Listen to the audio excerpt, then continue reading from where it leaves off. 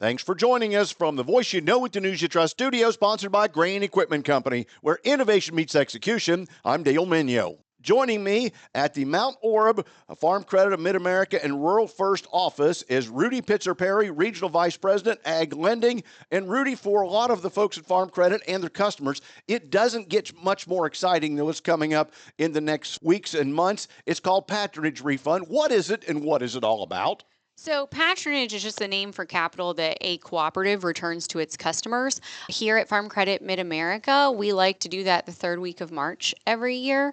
And it's, like you said, it's a really exciting time for our customers and for us as employees to be able to give those net earnings back to our customers and invest in them the way they've invested with us. They've invested with you, and based on their investment, you're able to put back a portion of that.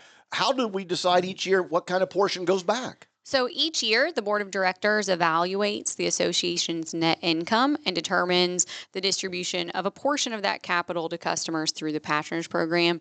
The terms of the program, the payout, are determined annually based on our performance. We do well, they do well, and customer eligibility requirements do have to be met each year. So I got to believe for a lot of these producers, the patronage refund that comes afterwards is probably the second most important time. The first time they met with you and actually figured their plans could pencil and the risk management covered had to be the big event. yes, helping achieve those dreams and goals is definitely the big event. That's why we're here. This is fun at second place. Yeah, I mean, got to admit, when you get to come out and help people realize the things you did early on could continue to reward you. So anything flash back in your head? Any customer who you went out the first time went, oh my golly, they really do get this? I was fortunate enough to be a loan officer in 2016 when we started our program. So those visits were very fun. They've only gotten more fun since as we've given more and more funds back. But it is always exciting to be able to see people open those checks. A lot of them like to open them while you're there with them when we hand deliver them and be surprised by like, oh, that's more than I thought.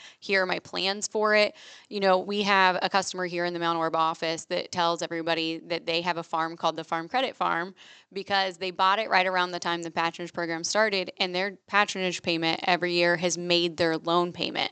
So they kind of joke that we bought that for them, but really it's their investment with us. We've just given back to them. It's a really cool story just to hear them talk about that Farm Credit Farm and how their patronage makes that one loan payment so they don't have to. Rudy, when we talk about all the things that Farm Credit offers, that website's really a great place to check out everything from stock to trailer to other community events around the state. Yes. To learn more about any of those programs or to find your local office to talk to somebody specifically, just visit Farm Credit Mid-America's website at fcma.com. fcma.com. I've been visiting with Regional Vice President for Lending, Rudy Pitzer-Perry. Today's weather brought to you by Seed Consultants. Simply better performance online at seedconsultants.com. Here's the forecast. Plenty of clouds around to start the day today, but I do think we see slight improvements in our sky conditions by late afternoon. I'm Chief Meteorologist Ryan Martin. Let's take a look at that Ohio forecast update.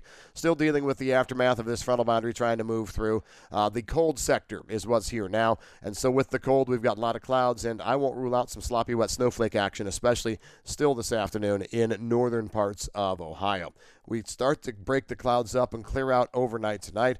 I think tomorrow is not quite as cold, and we definitely see better sunshine, but we've got more rounds of moisture trying to come back over the weekend. Tomorrow night into Saturday, hit and miss scattered light showers or snowflake action with clouds holding into Saturday afternoon, and then we've got another system trying to come in through Sunday afternoon and Sunday night. That one has rain, ending as snow again.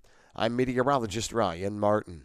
And thanks, Ryan. Time now for the Midday Market Analysis provided by Leist Mercantile and sponsored by Brandt, helping growers take control for over 70 years. I'm Ryan Metzger with Leist Mercantile, providing you with your weekly export data update. The USDA released their export sales data for the week ending March 13th, with corn sales seen at 1.497 million metric tons, which was well above the industry range estimate.